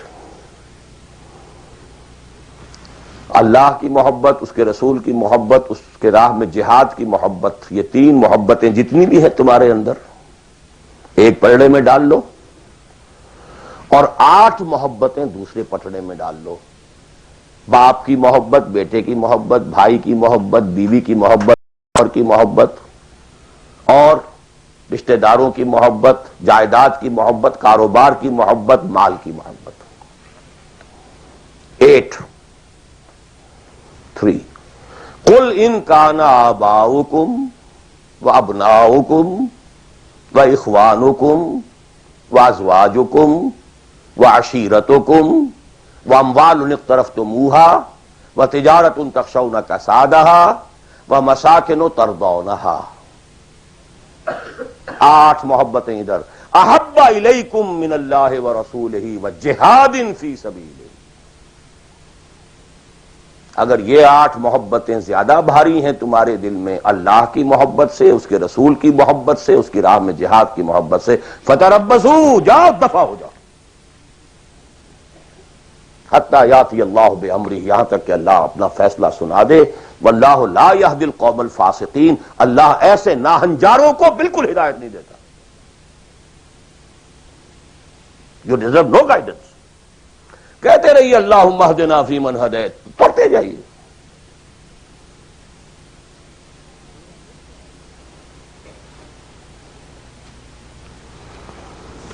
تیرا دل تو ہے صنم آشنا، تجھے کیا ملے گا نماز میں. جو میں سر بسجدہ ہوا کبھی تو زمین سے آنے لگی صدا. تیرا دل تو ہے صنم آشنا، تجھے کیا ملے گا نماز میں. تمہارے دلوں میں تو مال کی محبت ہے، جائیداد کی محبت ہے، اولاد کی محبت ہے، بیویوں کی محبت ہے، اور کہیں نام رکھا ہوا اللہ کا بھی اور رسول کا بھی. وہ چھٹانک ہے تو یہ سیر ہے. تجھے کیا ملے گا نماز. دلقت بیچے کے اور آید و تسبیح و مصلی. یہ ساری گدڑی جو تم نے صوفیوں والی پہن لی ہے اور مصلی کندھے پر ہے، کس کام آئے گا. دس از دی کرکس آف دی میٹر. یہ ہے تو سب کچھ ہے، اور یہ نہیں ہے تو کچھ نہیں. اب جہاں تک اس کا تعلق ہے کہ وہ جد و جہد کیسے ہو، کس طرح کی جائے، طریقہ کار کیا ہو، اس میں میں اس وقت نہیں جانا چاہتا. وہ ایک بالکل ڈفرینٹ ایشو ہے. یہ ایشو کلیئر ہو جائے تو پھر آدمی خود تلاش کرے گا. If there is no other way out, اب تو وہ خود تلاش کرے گا. پیٹ کھانے کو مانگتا ہے تو کہیں کوئی رسی چلاتا ہے، کہیں کوئی ٹوائلٹ صاف کرتا ہے، کہیں کچھ اور کرتا ہے، کہیں برف کے شاول اٹھا کے پھینک رہا ہے 10-10 گھنٹے. کسی کو کہنے کی ضرورت نہیں کہ یہ کام ضرور کرو، پیٹ کھانے کو مانگتا ہے. It's your own requirement. جب یہ محسوس ہو جائے یہ میرا فرض ہے، اور یہ فرض ہے، یہ کوئی اضافی نیکی نہیں ہے، یہ نوافل نہیں ہے. نوافل تو اگر دین کا ماحول، دین قائم ہوتا پھر تو نوافل کا میدان تھا. جڑ سے وہ نظام ہی نہیں ہے تو فرض عین پہلا یہ ہے کہ اس کو بدلو.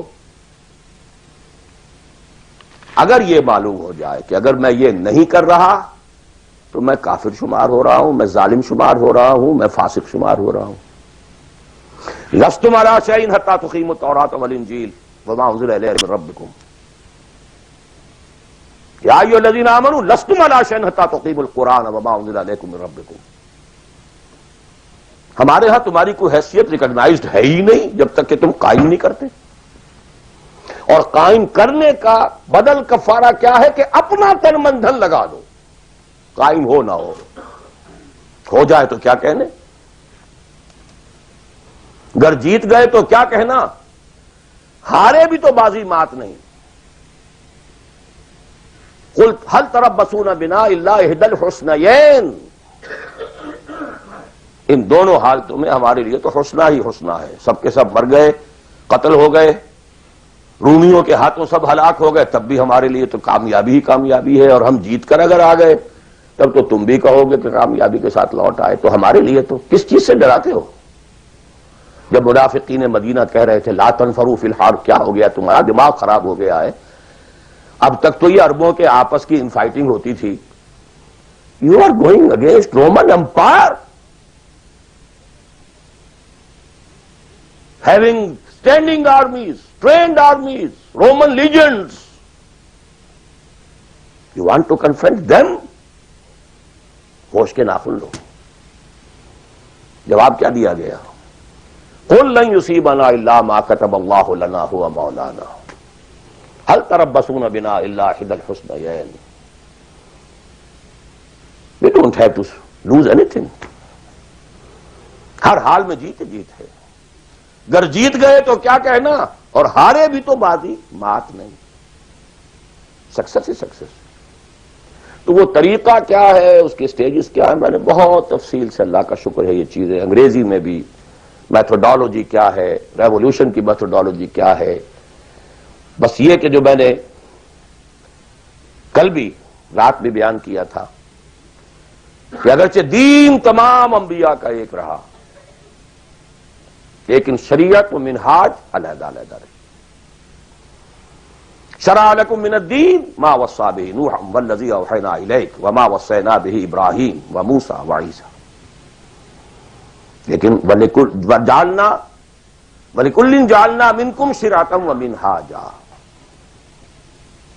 شریعت سپریٹ، منہاج سپریٹ. ہمارے لیے لازم شریعت محمدی اور منہج محمدی صلی اللہ علیہ وسلم. اس میں ساری نفی ہے. جی حضرت یوسف نے تو یوں کیا تھا. بھئی کیا تھا، وہ تو غیر اسلامی ماحول میں جا کر اور غیر اسلامی حکومت کے اندر انہوں نے ایک بہت اونچا آفس لے لیا تھا. انہوں نے پہلے شرط یہ لگائی، پہلے ایمان لاؤ پھر میں آ کے تمہارے ہاں یہ کام کروں گا. وہ منہج اور منہاج ہمارے لیے نہیں ہے. اب لقد کان لکم فی رسول اللہ اسوۃ حسنہ لکل جعلنا منکم شرعۃ ومنہاجا. اب آپ یہ کہیں کہ صاحب ان کے ہاں تو شراب حرام نہیں تھی، تو نہیں تھی تو نہیں تھی، ہمارے ہاں حرام ہے. سابقہ شریعتوں میں سجدہ تعظیمی حلال تھا، کسی کے سامنے جھک جانا، ہمارے لیے حرام کر دی گئی ہے. شریعت اب محمد کی ہے صلی اللہ علیہ وسلم. بمصطفیٰ برساں کی خیش را کے دی ہماؤ، اگر بہو نہ رسیدی تمام بولا حدیث. اسی طرح منہج اور منہاج محمد کا ہوگا صلی اللہ علیہ وسلم. لن یصلح آخر هذه الامہ الا بما صلح به اولها. اس امت کے آخری حصے کی اصلاح نہیں ہو سکے گی مگر صرف اس طریقے سے جس طریقے پر کہ پہلے حصے کی اصلاح ہوئی تھی. اب یہ ہے آپ کے لیے، آپ کی سمجھ ہے، آپ کی صلاحیت ہے، آپ ذہین ہیں، آپ تعلیم یافتہ ہیں. Read between the lines of the seerah. منہج اخذ کیجئے سیرت سے. کیا منہج تھا، کیا میتھڈالوجی، کیسے آپ نے کام شروع کیا، کتنے سٹیجز سے گزرے، کسی ایک سٹیج سے دوسری سٹیج میں جانے کے لیے کیا شرط تھی، کس درجے تک ایک کام اکمپلش ہو جائے تو پھر اگلے درجے پہ قدم رکھا جائے. یہ ساری چیزیں وہ آپ کو ڈیڈیوس کرنی ہوں گی، انفر کرنی ہوں گی. اس کا استدلال کیجئے، استنباط کیجئے، استخراج کیجئے اور اس سے نکالیے. لیکن یہ کہ میں اس وقت اس تفصیل میں نہیں جا رہا ہوں، سوائے ان دو باتوں کے کہ نمبر ایک، منہج، منہاج، میتھڈالوجی لازماً سیرت محمدی سے لینی ہوگی صلی اللہ علیہ وسلم. اور دوسری بات، یہ کام ہرگز انفرادی طور پر نہیں ہو سکتا. اس کے لیے جماعت لازم.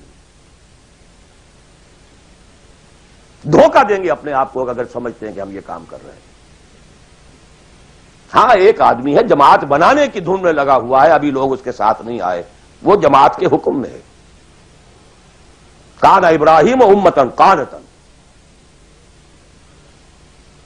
کل آ جائیں گے، پرسوں آ جائیں گے. کوئی وقت آئے گا کہ گئے دن کے تنہا تھا میں انجمن میں، یہاں اب میرے رازداں اور بھی ہیں. آخر حضور کو بھی پہلے دن تو 4 ہی ملے تھے. خدیجہ الکبریٰ رضی اللہ تعالی عنہ، ابو بکر صدیق رضی اللہ تعالی عنہ، علی رضی اللہ تعالی عنہ، زید بن حارثہ رضی اللہ تعالی عنہ، 4 ہی تو ملے تھے نا. اور 10 برس میں جا کے بھی بمشکل 125 ملے تھے. ایسا نہیں تھا کہ ٹھٹ کے ٹھٹ لگ گئے ہوں اور ہزاروں اور لاکھوں آ گئے.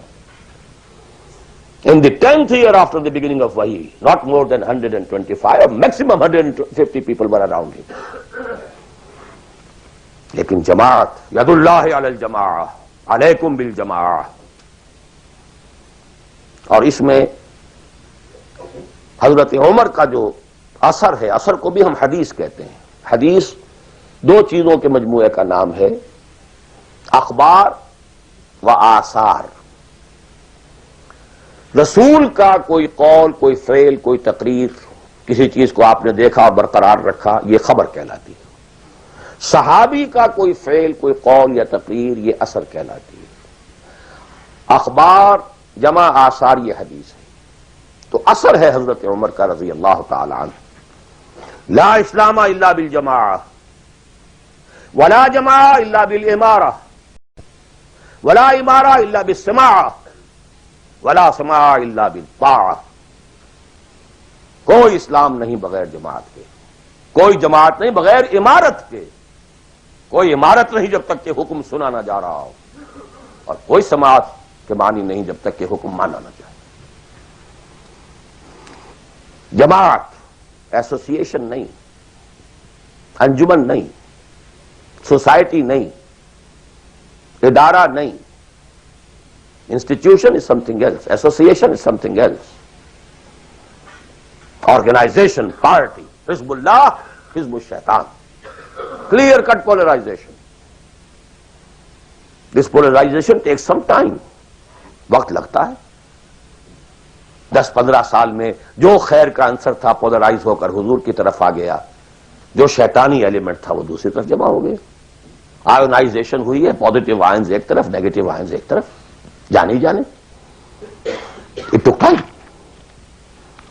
لیکن یہ کہ اب آئیڈینٹیفائی ہو گئے، اولئک حزب الشیطان اولئک حزب اللہ. دس از دی پارٹی آف شیطان، دس از دی پارٹی آف اللہ. اور تیسری بات یہ اس جماعت کے ضمن میں، جماعت جو ہے جس میں کہ سمع و طاعت ہو وہ جماعت ہے.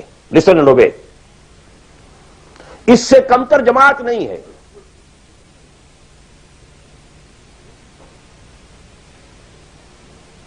لیکن یہ جماعت مختلف قسم کی ہو سکتی ہے. ایک کانسٹیٹیوشنل جماعت ہو سکتی ہے، اس میں کانسٹیٹیوشن کو وہ حیثیت حاصل ہوتی ہے کہ you have to obey it. کوئی اس کا صدر بنتا ہے تو حلف لیتا ہے کہ I will be loyal to this constitution. اب یہ بھی تو ایک جماعت ہے نا. امریکن نیشن ایک جماعت ہے، اس کا ایک کانسٹیٹیوشن ہے. صدر آئے گا حلف لے گا، کوئی اور آئے گا حلف لے گا، چیف جسٹس ہوگا حلف لے گا. اس کانسٹیٹیوشن کا، کسی آدمی کا نہیں ہے اس میں حلف. not personal allegiance to anybody, allegiance to the constitution. اسی طریقے سے جماعتیں بنے، ان کا دستور ہو، یہ ممبرشپ کی ریکوائرمنٹ ہے، یہ آپ پورا کریں گے ممبر بن جائیں گے، آپ امیر منتخب کریں گے کثرت رائے سے. پھر یہ کہ امیر جو ہے وہ بھی شورا بھی منتخب کریں گے، شورا کی رائے کا وہ پابند ہوگا یا نہیں ہوگا، کس درجے میں ہوگا، کس درجے میں. آپ بنا لیجئے کانسٹیٹیوشن، اور جو شخص بھی شامل ہوگا وہ اس کانسٹیٹیوشن کا حلف اٹھائے گا. To abide by this constitution. اس قسم کی جتنی جماعتیں ہیں، please take it from me, مباح ہیں، جائز ہیں، حلال ہیں، بشرطے کہ اس میں ڈسپلن ہے، اوبیڈینس ہے. دی اونلی ڈفرنس از کہ اس میں اوبیڈینس یا ڈسپلن کسی فرد کے ساتھ الیجینس پر نہیں ہے، بلکہ ایک کانسٹیٹیوشن کے ساتھ الیجینس پر ہے. But you have to obey. Listen and obey. Can't go beyond that constitution. تو مباح اور حلال اور جائز ہر وہ جماعت ہے، خواہ کسی بنیاد پر بنی ہوئی ہو، جس میں ڈسپلن ہے اور سمع و طاعت ہے، listen and obey ہے. لیکن منصوص، مسنون، معصور، یہ تین الفاظ. منصوص وہ شے ہے کہ جس کا ذکر قرآن اور حدیث میں ہو، نص یہ ہے ہماری. مسنون وہ شے ہے جس پر حضور نے عمل کیا ہو. معصور وہ شے ہے جس پر کہ آپ کے بعد بھی ہماری امت کے لوگوں نے عمل کیا ہے. صرف ایک طریقہ ہے اور وہ ہے پرسنل بیعت کا، شخصی بیعت. allegiance to a person. That is called بیعت. ہمارے ہاں حضور نے لی تو بیعت لی، حالانکہ آپ نبی تھے، رسول تھے، آپ کی اطاعت تو کرنی ہی کرنی تھی، اس کا کوئی سوال ہی پیدا نہیں ہوتا. کسی اور ایڈیشنل فارمل کسی ایگریمنٹ کی کوئی ضرورت ہی نہیں. But he had to leave some uswa for the ummah. اگر یہ نہ ہوتا تو بعد میں والوں کے لیے، بعد میں تو کوئی نبی تو نہیں آنا، رسول تو نہیں آنا، اسوہ کہاں سے آتا پھر. بایعنا رسول اللہ صلی اللہ علیہ وسلم علی السمع والطاعۃ فی العسر والیسر والمنشۃ والمکرہ وعلی عثرۃ علینا وعلی لا ننازع امر اہلہ وعلی نقول بالحق اینما کنا لا نخاف فی اللہ لومۃ لائم.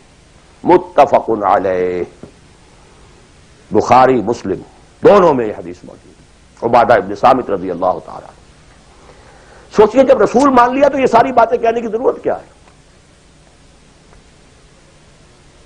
Sometimes I do wonder, brother, when you say, Allahumma taqabbal minna ruku'ana wa sujudana wa what's this? Salatana, yakfi inshallah. Rabbana taqabbal minna innaka antas sami'ul alim. Everything. Why to go on counting them?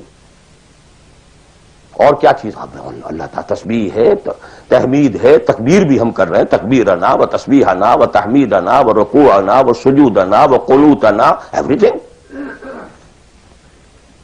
nothing, sufficient. ربنا تقبل منا انك انت السميع العليم وإذ يرفع إبراهيم القواعد من البيت وإسماعيل ربنا تقبل منا انك انت السميع العليم. So actually, but here we find, اطاعہ حضور کے لیے ایک بات تھی، ماننا ہے، ہر حکم ماننا، لیکن یہ ساری شرطیں کیوں دی محمد نے صلی اللہ علیہ وسلم؟ It was not an oratory, یہ کوئی خطابت نہیں تھی، لفاظی نہیں تھی، یہ در حقیقت اس جماعت کے لیے ناگزیر شرائط ہے. سمع و طاعت فی العسر والیسر، سننا اور ماننا چاہے مشکل ہو چاہے آسانی ہو، والمنشط والمکرہ، چاہے طبیعت آمادہ ہو اور چاہے طبیعت پر جبر کرنا پڑے. کوئی معاملہ تھا، فیصلہ ہوا ہے جو آپ کی رائے کے خلاف ہوا ہے، لیکن فیصلہ ہے، امیر کا حکم ہے، اب آپ کو اپنی طبیعت پر جبر کرنا پڑے گا اسے ماننے کے لیے، ماننا ہوگا.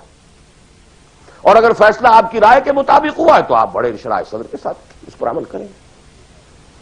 وَعَلَىٰ أَسَرَةٍ عَلَيَّ، چاہے آپ دوسروں کو مجھ پر ترجیح دے دیں، that is the main thing. جماعتوں کا بیڑا غرق تو ہوتا ہے اس چیز سے. آپ نے اس کو کیوں بنا دیا؟ میں پرانا آدمی، میں سینئر آدمی، آپ نے زید ابن حارثہ کو بنا دیا. یہ تو آزاد شدہ غلام ہے. اب بڑے بڑے جلیل القدر جو ہیں قریش کے سردار اس کے تحت جائیں گے. حضور کا چچا داد بھائی ساتھ ہے. زید شہید ہوئے ہیں، جعفر طیار رضی اللہ تعالی عنہ، ابن ابی طالب، he was under him. پھر آخری لشکر میں آپ نے اسامہ کو بنا دیا، اور ستم بالا ہے ستم. ینگ مین، اس کی کمانڈ میں آپ دے رہے ہیں کبار صحابہ کو. نو، it's your prerogative. To whomsoever you give the office, it's your prerogative. We are not going to question it. کبھی نہیں آپ پر اعتراض کریں گے. عَلَىٰ أَسَرَةٍ عَلَيْنَا، آپ جس کو چاہیں ہم پر ترجیح دیں. وَعَلَىٰ لَا نُنَازِعُ الْأَمْرَ أَهْلَهُ، اور جس کو آپ ذمہ دار امیر بنا دیں گے اس سے جھگڑیں گے نہیں، کوآپریٹ کریں گے. وَعَلَىٰ أَن نَّقُولَ بِالْحَقِّ أَيْنَمَا كُنَّا لَا نَخَافُ فِي اللَّهِ لَوْمَةَ لَائِمٍ، البتہ جہاں بھی ہوں گے حق بات کہیں گے، جو اپنی رائے ہے وہ ضرور دیں گے، زبان اپنی بند نہیں کریں گے کہ خام خواہ کوئی مذاق اڑے گا میں نے یہ بات کہہ دی. نہیں، I won't withhold my opinion. وہ میں بیان کروں. Complete constitution of حزب اللہ ایک حدیث میں. بہرحال اب آخری بات کی طرف میں آ رہا ہوں. ذرا پھر گن لیجئے کہاں سے ہم چلے تھے. 100 بات کی ایک بات، ہاتھی کے پاؤں میں سب کے پاؤں، ایک لفظ عبادت پورا کر دو، نجات بھی ہے، فوز بھی ہے، فلاح بھی ہے، سب کچھ. اس میں تو یہی ہے کہ آپ کامیاب ہو گئے تو جتنا آپ گڑ ڈالیں گے اتنا میٹھا ہوتا جائے گا، جتنا اور ایگزرٹ کریں گے اس میں نمبر زیادہ آتے جائیں گے. وہ پھر رشد بھی ہوگا، سعادت بھی ہوگی، فوز بھی ہوگی، فلاح بھی ہوگی. بٹ منیمم نجات. عبادت کے 2 اجزاء لازم، جسم کے مانند ویزیبل جز، ٹوٹل اوبیڈینس. روح کے مانند اس کی اصل اسپرٹ، اللہ کی محبت. اوبیڈینس اور محبت میں اللہ اور رسول دونوں یکجا. نظری طور پر اللہ اول، رسول ثانی. عملاً رسول اول، اللہ ثانی. اوبیڈینس میں غلطی ہو جائے وقتی طور پر، غیر شعوری طور پر، بھول میں، چوک میں، جذبات کے طوفان میں، وقتی طور پر ماحول سے اثر انداز ہو کر، ٹھیک ہے، فوراً توبہ کر لو، اللہ معاف کر دے گا. ایک گناہ بھی اگر مستقلاً جان بوجھ کر اپنی زندگی کے اندر داخل کر لیا تو یہ بگ زیرو ہے، سارا بقیہ زیرو سے ضرب کھا کر زیرو ہو جاتا. 3 چیزیں ایکسکلوسیو اللہ کے لیے ہیں. دعا صرف اللہ سے، تعظیم کے لیے جو مظاہر ہیں، قنوت ہو، رکوع ہو، سجود ہو، صرف اللہ کے. اخلاص اور احتساب، مقصد ہو آپ کا اللہ کی رضا، اور جزا بھی صرف اسی سے. یہ ایکسکلوسیو اللہ کے لیے تھی. اس کے بعد ہم نے کہا کہ انفرادی اور اجتماعی یہ مختلف دائرے ہوتے ہیں. انفرادی آدمی کر سکتا ہے، چاہے دقت آتی ہے کر سکتا ہو، چاہے بھوک آ جائے، فاقہ آ جائے، جان پر بن جائے، کر سکتا ہو. یہ ایک دائرہ ہے. نہیں کر رہا تو ناہنجار ہے. اور ایک حصہ وہ ہے جو کر ہی نہیں سکتا جب تک کہ نظام نہ بدلے. اور اس میں ویرینگ پروپورشنز رہیں گی. اب میں تھوڑا سا آپ کو ان ویرینگ پروپورشنز کا اور ایک مختلف نسبت و تناسب کا ایک نقشہ دکھانا چاہتا ہوں.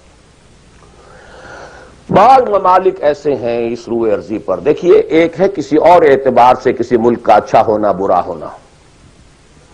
کہیں بادشاہت کا نظام ہے، کہیں ڈکٹیٹرشپ ہے، کہیں کچھ اور ہے، کہیں کچھ اور ہے، کہیں جو ہے بہت کرپشن ہے، کہیں رشوت زیادہ ہے، کہیں کوئی کچھ اور ہے. کچھ ان چیزوں کو چھوڑ دیجیے، اس وقت میں خالی شریعت کی بات کر رہا ہوں، حلال اور حرام کی بات کر رہا ہوں. کچھ ممالک ایسے ہیں جہاں شریعت پر عمل کرنے کا دائرہ کافی وسیع ہے. نماز، روزہ، حج، زکوٰۃ بھی آپ کر سکتے ہیں. آپ کا پرسنل لا بھی پورا آپ کے مطابق ہے. شادی، بیاہ، نکاح، طلاق ٹوٹلی آپ کے اپنے ہاتھ میں ہے. لا آف انہیریٹنس بھی آپ کا چل سکتا ہے. کسی درجے میں حدود اور جو ہے سزائیں، حدود و تعزیرات بھی نافذ ہیں.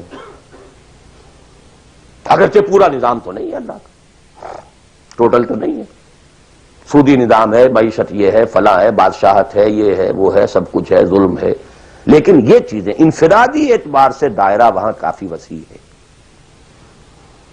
اس کی مثالیں ہیں سعودی عرب، ایران آف ٹوڈے، اور مجھے زیادہ حالات معلوم نہیں ہے لیکن مجھے توقع ہے کہ سوڈان آف ٹوڈے، اور میرے خیال میں اس کے علاوہ کوئی نہیں. اس کے بعد ایک اور دائرہ آتا ہے، اور وہ میرے نزدیک اس میں ٹاپ پر پاکستان ہے. نماز، روزہ، حج، زکوٰۃ کیجیے. پرسنل لا وہ بھی آپ ویسے کہنے کو وہاں ہے قانون، لیکن یہ کہ بالفعل ایک آدمی چاہے تو اسلامی قانون پر عمل کر سکتا ہے. انہیریٹنس آپ اپنے حساب سے کر سکتے ہیں. دستور میں طے ہے حاکمیت اللہ کی. گویا کہ نظری اعتبار سے وہ ملک جو ہے وہ اللہ کی حاکمیت پر مبنی ہے. قرارداد مقاصد دستور کا جز بن چکی ہے. لیکن پھر نوٹ کیجئے، رشوت ہے، یہ ہے، وہ ہے، ظلم ہے، ناانصافی ہے، یہ سب اپنی جگہ. میں اس وقت شریعت کی بات کر رہا ہوں. ایک آدمی خود وہاں رہتے ہوئے چاہے بھوک آئے، تکلیف آئے، مصیبت آئے، اس کو ہر وقت جو ہے غصہ آتا رہے، یہ کیوں ٹیلی فون کا بل جو مجھے زیادہ آ گیا، یہ کیا ہو گیا، میری تو کنفرم سیٹ تھی، یہ کیا کر رہے ہیں یہاں پر کہ مجھے بتا رہے ہیں کہ سیٹ نہیں ہے، وغیرہ وغیرہ سب کچھ. لیکن آپ شریعت پر عمل کر سکتے ہیں، تکلیف اٹھا کر، مصیبت جھیل کر، پیٹ کاٹ کر، فاقہ کر کے، جو بھی ہے.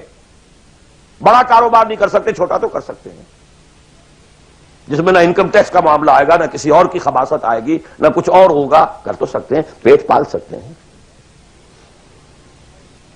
یہ ایک ملک ہے پاکستان. پھر یہ کہ نظری طور پر وہاں اگرچہ بالفعل نہیں ہے، نظری طور پر قرارداد مقاصد، ساورنٹی بلانگس ٹو اللہ. اب اس کے بعد وہ ملک آتے ہیں کہ جو خالص سیکولر ہیں، لیکن ان میں بھی میرے نزدیک ایک اعتبار سے بھارت بہت بہتر ہے. مثلا یہ کہ دو ملکوں کو ذہن میں رکھ لیجئے، ایک امریکہ یا امریکہ کی طرح انگلستان اور فلانستان اور ایک بھارت.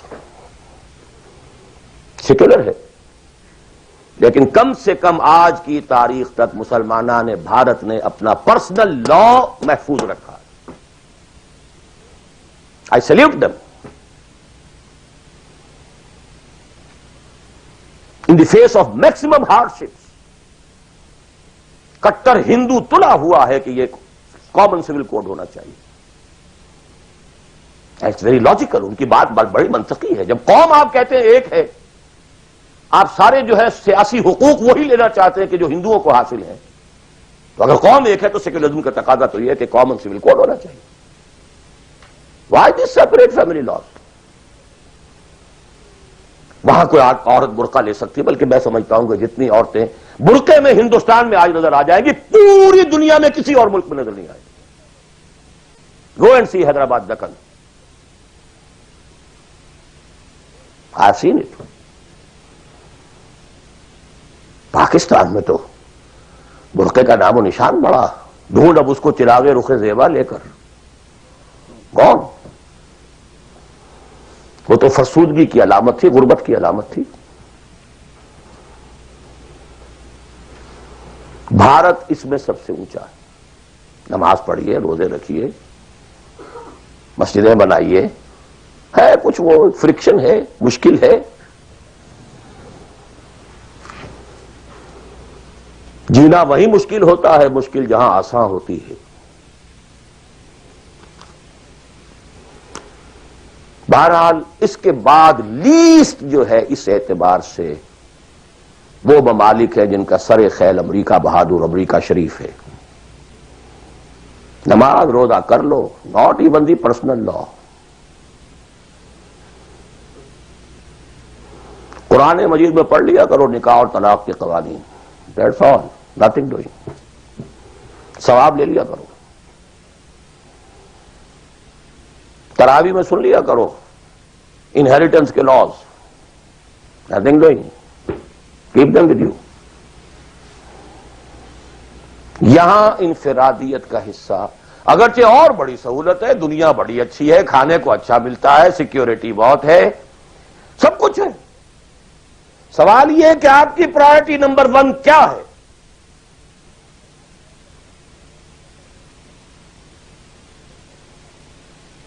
تو بائی چوائس اگر کسی کا مسئلہ ہے تو میرے نزدیک وہ بڑا مخدوش ہے. ایک شخص پیدا ہی یہاں ہوا ہے, وہ بات اور ہے بالکل. وہ تو ایسے ہی جیسے حضور مکے میں پیدا ہوئے, کفر کفر تھا. اسٹرگل کرے, کوشش کرے, جد و جہد کرے, اسی جد و جہد میں جان دے دے, you are successful. But by choice جہاں زیادہ دین کا حصہ ہے اس کو چھوڑ کر جہاں کم حصہ ہے وہاں آنا, اور کس لیے آنا؟ For better life, for better living, for better earning, for more comforts, more enjoyments. اب میں کوئی لفظ استعمال نہیں کرنا چاہتا آگے. It's for everybody to decide himself. یہ گریڈیشن ضرور ذہن میں رکھیں.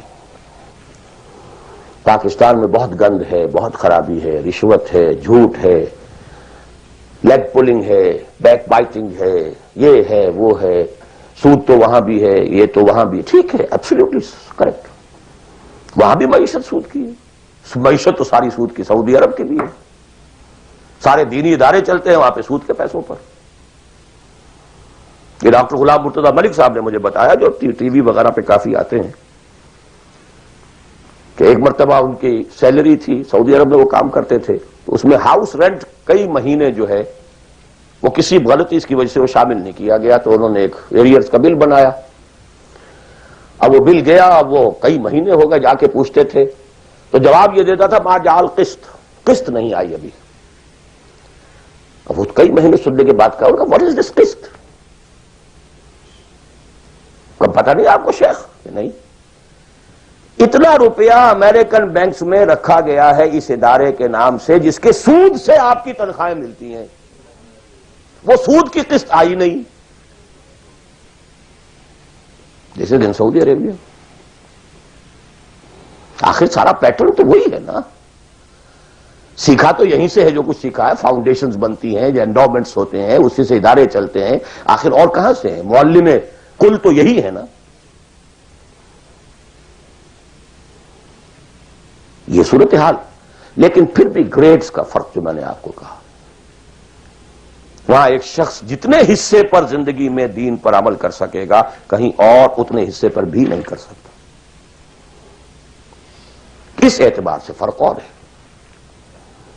عبادت کے اس کانسیپٹ کو سامنے رکھیے، انفرادی اجتماعی، ویئرنگ ڈگریز. اب ظاہر بات ہے، آخری پوائنٹ ہے میرا یہ، جتنی حالت خراب ہے اتنی ہی شدید محنت درکار ہوگی اور اتنا ہی زیادہ ثواب ملے گا.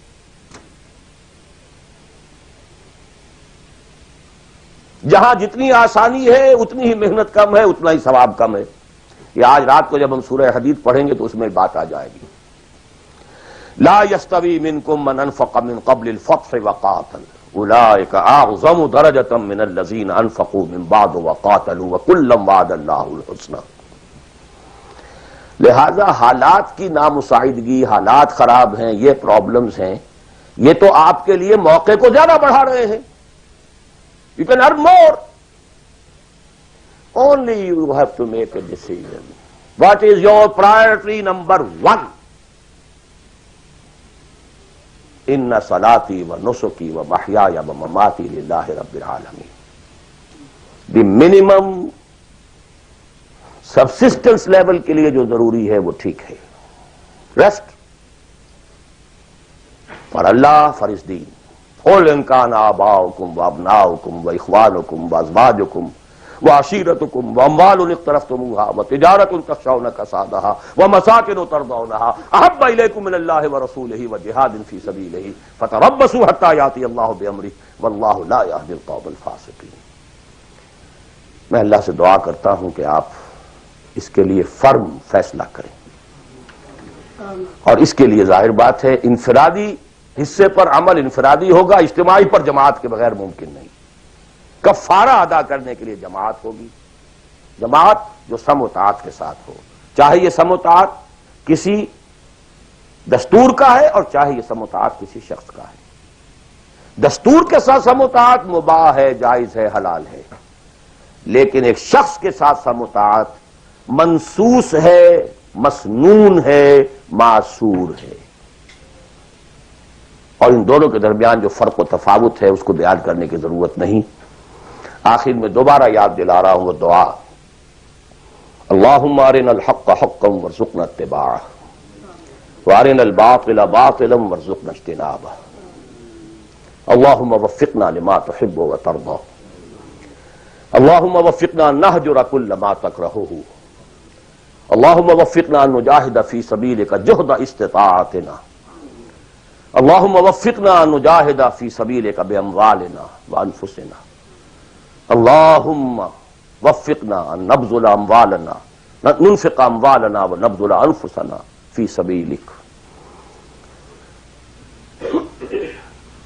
اللہم لا تزغ قلوبنا بعد اذ ہدیتنا وہب لنا من لدنک رحمہ انک انت الوہاب. اے اللہ ہمارے دلوں میں اگر اس وقت خیر کا کوئی رجحان پیدا ہوا ہے، کوئی عزم پیدا ہوا ہے، کوئی ارادہ پیدا ہوا ہے، تو اے اللہ اس ارادے کو تقویت دے، اس کو آگے بڑھا، اس پر عمل کرنے کی توفیق عطا فرما. اقول قولی ھذا واستغفر اللہ لی ولکم ولسائر المسلمین والمسلمات.